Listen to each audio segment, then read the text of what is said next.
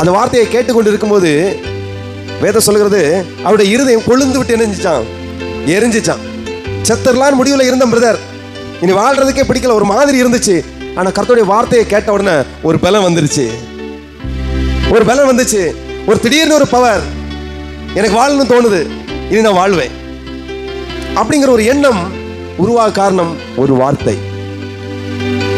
அங்கே பேசப்படும் ஒரு வார்த்தை, அது ஜீவ வார்த்தை. ஆண்டவர் மரிக்கும் தருவாயில தன் ஜீவனை விடக்கூடிய நேரத்தில் கூட ஜீவ வார்த்தைய, ஜீவ ஊட்ட அவரு என்ன பண்ண வெளியேற்றினார். என்னை விசுவாசிகளுடைய இருதயத்திலிருந்து என்ன புறப்பட்டு வரும்? ஜீவ ஊற்று புறப்பட்டு வரும். தேவனுடைய பிள்ளைகளே, இங்கே வேதம் சொல்லுகிறது, நீதிமானுடைய வாய் ஜீவ ஊற்று.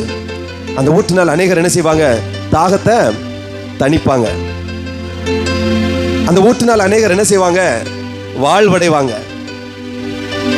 ஆகவே நாவை